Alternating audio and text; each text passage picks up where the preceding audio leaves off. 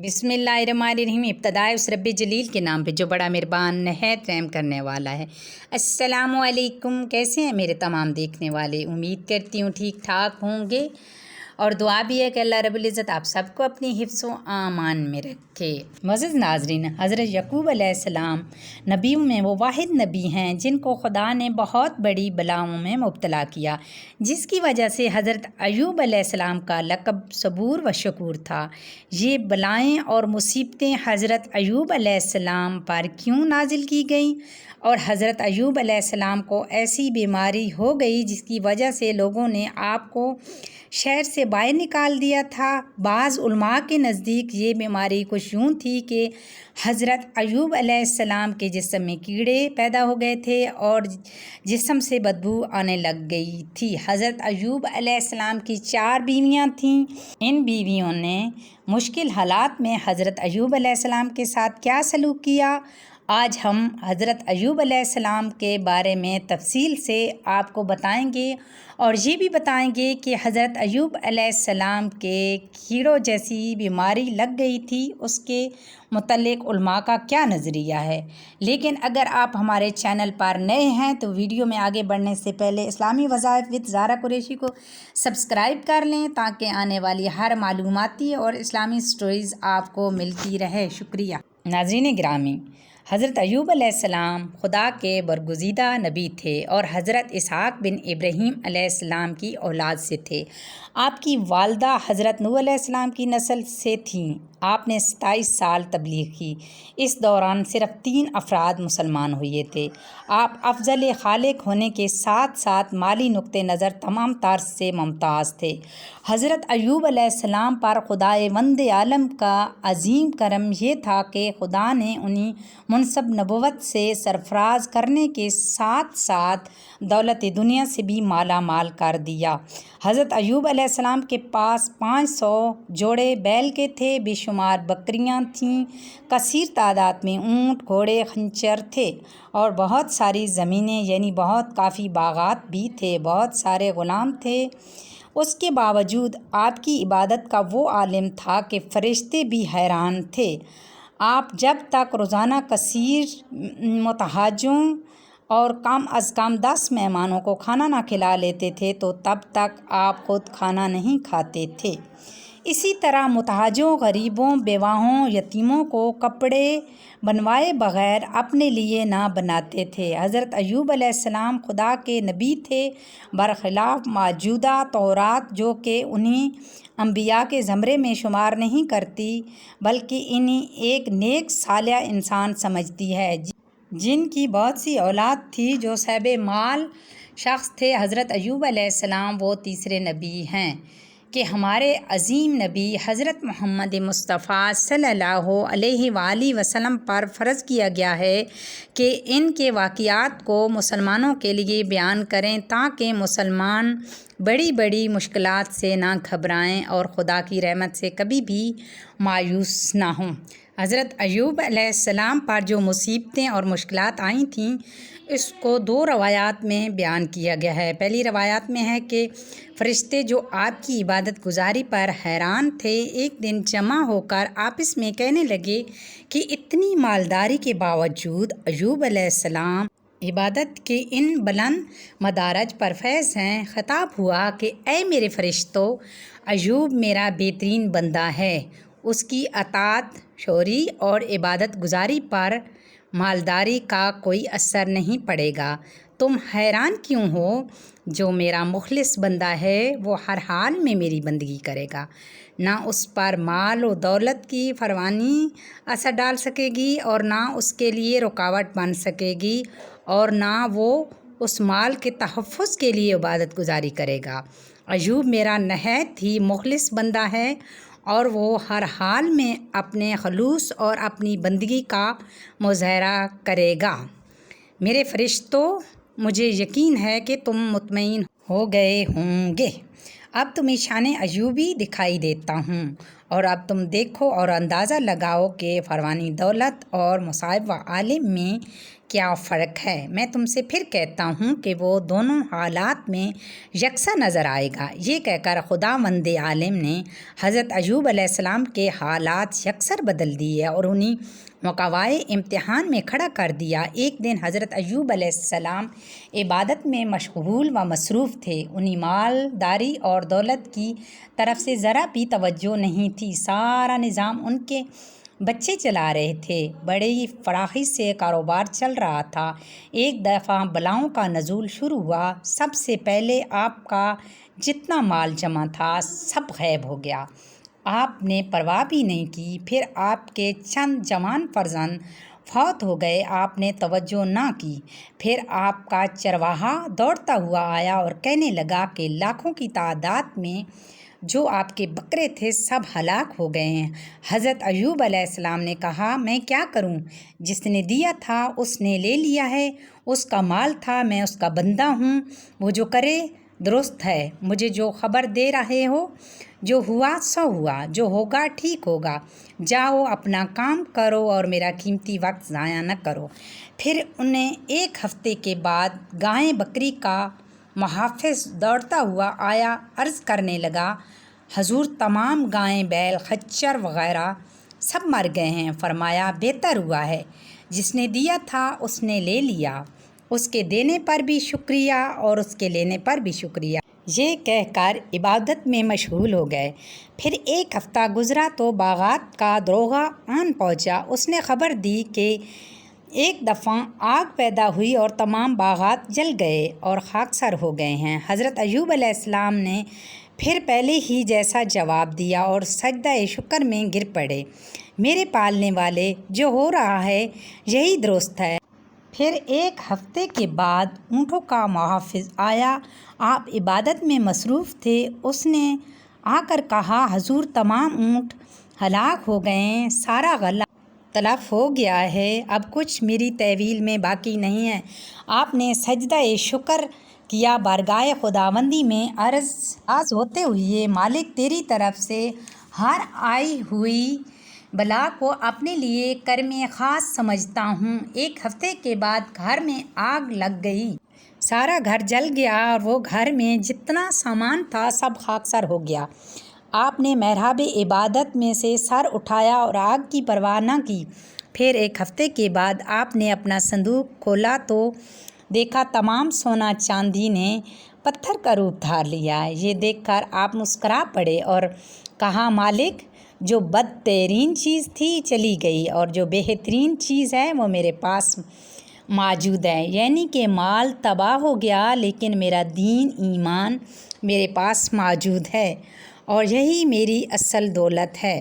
اسی دوران آپ کے چھوٹے بچے معلم کے سامنے پڑے تھے کہ معلم کسی کام سے باہر چلا آیا تو چھت گر گئی۔ اس نے حضرت ایوب علیہ السلام کو اس واقعے کی اطلاع دی تو آپ نے بلا کسی رنج و غم کے جواب دیا، جو ہوا سو ہوا، وہی بہتر تھا، کیونکہ جو کچھ مالک کی طرف سے ہوتا ہے وہی اچھا ہوتا ہے، اور ہوا ہے کہ تم اس جگہ سے ہٹ گئے تھے ورنہ تم بھی لقمہ اجل بن جاتے۔ آپ نے اس مصیبت پر بھی پوری دلیری کے ساتھ صبر کیا اور اپنی بیوی کو بھی صبر کی تلقین کی۔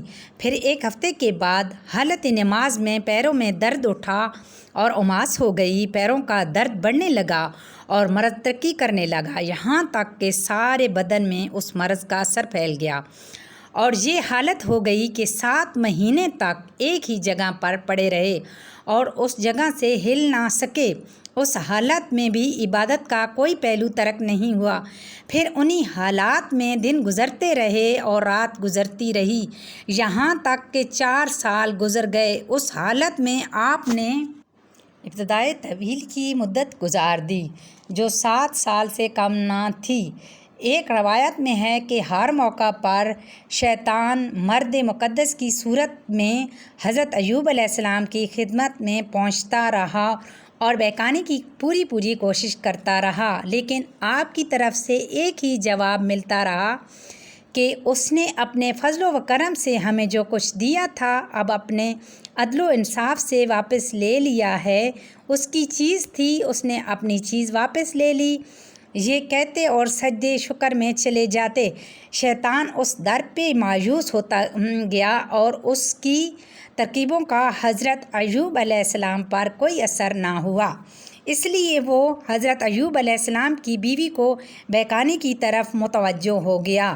الغرض کہ آپ کی بیماری کی وجہ سے شہر والوں نے آپ کو شہر سے باہر نکال دیا تھا اور بیرون شہر ایک اجاڑ جگہ میں آپ کو پہنچا دیا، اور آپ اس جگہ پر عبادت کرتے رہے، اور ایسی عبادت کہ ملائکہ آسمانی حیران ہو گئے اور خدا کی بارگاہ میں بھی عرض برداشت ہوئی، مالک ایسا بندہ دیکھنے میں نہیں آیا۔ اور خداوند عالم نے پھر ملائکہ میں آپ کی تعریف کی اور کہا، یہ میرا بے نظیر بندہ۔ قرآن مجید میں سورۃ صاد آیات نمبر 44 میں ارشاد ہوتا ہے، ہم نے اس سے صبر و شکیبہ پایا۔ ایوب علیہ السلام کتنا اچھا بندہ تھا جو ہماری طرف بہت زیادہ بازگشت کرنے والا تھا۔ معزز ناظرین، اب دوسری روایات میں عموماً بعض روایات خاصہ میں ہے کہ حضرت ایوب علیہ السلام پر جو بلاؤں کا نزول ہوا وہ شیطان کی خواہش اور درخواست پر عمل میں آیا ہے۔ شیطان نے بارگاہ خدا میں عرض کی، یہ جو ایوب تیرا شکر گزار ہے نا، وہ فراوان نعمتوں کی وجہ سے ہے جو تو نے اسے دی ہیں۔ اگر یہ نعمتیں تو اس سے چھین لی جائے تو یقیناً وہ کبھی شکر گزار بندہ نہیں ہوگا۔ خداوند عالم نے فرمایا، یہ غلط ہے، بالکل غلط ہے، وہ میرا بہترین بندہ ہے اور ہر حال میں میری بندگی کرے گا۔ شیطان نے کہا، میں تو اس کا یقین نہیں رکھتا، اور اگر تو اس کے بارے میں یہی کہتا ہے تو مجھے اس کا تجربہ کرا دے اور مجھے ان کے مال و دولت اور اولاد اور جسم پر تسلط عطا کر دے، پھر میں دیکھوں کہ وہ کیسے بندگی میں ثابت قدم رہتا ہے۔ خداوند عالم نے فرمایا، جا، میں نے تجھے تسلط اور اختیار دے دیا ہے، لیکن دل و دماغ، زبان اور کان تیرے اختیار میں نہ ہوں گے، کیونکہ دل و دماغ کا تعلق عقیدے کی برقراری سے ہے۔ کان وہی سنتا ہے جو زبان سے حمد کرتا ہے۔ چنانچہ شیطان نے تمام چیزوں کو تباہ کر دیا، جسم میں کیڑے ڈال دیے، سارے بدن میں پیپ پیدا کر دی، بدبو جسم سے پیدا ہو گئی۔ لوگوں نے عاجز آ کر حضرت ایوب علیہ السلام کو شہر سے نکال دیا، لیکن پھر بھی حضرت ایوب علیہ السلام نے ان حالات میں بھی خدا کی عبادت کرتے رہے۔ روایات میں ہے کہ جو کیڑا جسم سے گر جاتا تھا اس سے یہ کہہ کر پھر اسی جگہ رکھ دیتے تھے کہ تو میرے خدا کی مخلوق ہے، اس نے تیری روزی میرے ہی جسم میں معین کی ہے، تو اسی جگہ رہے، باہر نہ جا۔ اس بیماری کے متعلق بعض علماء نے کہا ہے کہ انبیاء ایسی مرض سے محفوظ ہیں جو باعث نفرت ہو، کیونکہ ان سے غرض بعثت میں رکاوٹ پیدا ہوتی ہے، لیکن بعض وہ علماء جنہوں نے اس طرح کی بیماری کو تسلیم کیا ہے ان کا کہنا ہے کہ شیطان کا جو تسلط منمون تھا وہ ادیان اور اعمال پر تھا، نہ کہ اجسام پر، اور اگر اجسام پر مان بھی لیا جائے تو عالم تبلیغ میں امتحانات درست ہیں، لیکن عالم ابتلاء و امتحان میں امتناع کی کوئی وجہ نہیں معلوم ہوتی۔ البتہ عالم تبلیغ میں متنفر آمیز کیفیات کے تئیں ممنون ہے، کیونکہ ان سے یقیناً غرض بعثت میں رکاوٹ پیدا ہوگی، نہ لوگ قریب بیٹھیں گے، نہ ہی کچھ دینی بات بتائی جا سکے گی۔ مختصر یہ کہ حضرت ایوب علیہ السلام ابتلاء کا دور گزار رہے تھے کہ تمام اعزاء اقربا آپ سے جدا ہو کر کنارہ کش ہو گئے۔ آپ کے 3 شاگرد تھے جو آپ کی تبلیغ سے ایمان لا کر آپ کے ہمراہ ہوئے تھے، ان شاگردوں نے آپ کا ساتھ دیا اور کچھ خدمت بھی کی، لیکن آخر میں یہ بھی ساتھ چھوڑ گئے۔ اس کے علاوہ آپ کی 4 بیویاں تھیں جن میں سے 3 نے ساتھ چھوڑ دیا، انہوں نے حضرت ایوب علیہ السلام سے طلاق لے لی۔ ایک بیوی آپ کے پاس رہ گئیں جس کا نام رحمت یا رحیمہ تھا، وہ آپ کے ساتھ رہیں۔ حضرت ایوب علیہ السلام نے فرمایا کہ تم بھی طلاق لے لو۔ اس نے کہا، میں تمہارے ساتھ اچھے دن گزار رہی ہوں، یہ انسانیت کے خلاف ہے اب کہ جب آپ پر برا وقت آیا ہے میں تمہارا ساتھ چھوڑ دوں۔ میں تو ہرگز نہیں جاؤں گی اور تمہاری خدمت دل و جان سے کروں گی۔ مورخین کا بیان ہے کہ ابتلا و امتحان کی مدت ختم ہوئی تو حضرت جبرائیل علیہ السلام حضرت یعقوب علیہ السلام کے پاس آئے اور کہنے لگے، خداوند عالم نے تمہارے ابتلاوا کو ختم کر دیا ہے، اٹھو اور فلانے مقام پر دائیں پاؤں کی ٹھوکر لگاؤ۔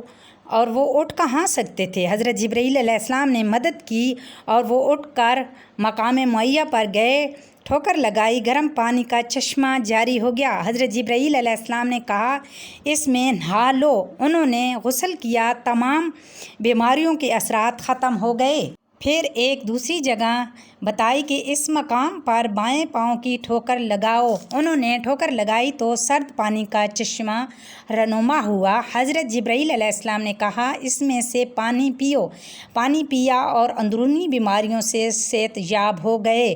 قرآن مجید فرقان حمید کی سورہ صاد آیت نمبر 42 میں ارشاد ہوتا ہے، اپنا پاؤں زمین پر مارو تو پانی کا چشمہ ابل پڑے گا جو تیرے نہانے کے لیے ٹھنڈا ہوگا اور تیرے پینے کے لیے عمدہ بھی ہے۔ مختلف تفسیروں میں موجود ہے کہ آپ کے بیٹے مر چکے تھے اور اللہ تبارک تعالیٰ نے انہیں پھر زندگی دے دی، اور کہا جاتا ہے کہ اللہ تعالیٰ نے پھر آپ کو مال و دولت فراوان تر فرمایا ہے۔ حضرت ایوب علیہ السلام صحت مند ہوئے تو روم میں تبلیغ دین فرما رہے تھے کہ آپ کی عمر اختتام کو پہنچ گئی۔ چنانچہ آپ نے وفات سے چند دن پہلے بہت سے فرزندوں میں سے ایک فرزند کو، جو کہ سب سے زیادہ لائق فائق تھا، جس کا نام حمل تھا، ان کو جانشین مقرر کر دیا اور خود دنیا سے رخصت ہو گئے۔ ہمیں اس واقعات سے یہ سبق ملتا ہے کہ ہمیں صبر کا دامن کبھی ہاتھ سے نہیں چھوڑنا چاہیے اور رب کریم کی رحمت سے کبھی مایوس نہیں ہونا چاہیے۔ معزز ناظرین، امید ہے کہ آج کی ویڈیو آپ کو پسند آئی ہوگی۔ اسی امید کے ساتھ اجازت چاہتی ہوں۔ انشاءاللہ زندگی رہی تو ایک نئے واقعات کے ساتھ جلد ہوگی ملاقات۔ اللہ حافظ۔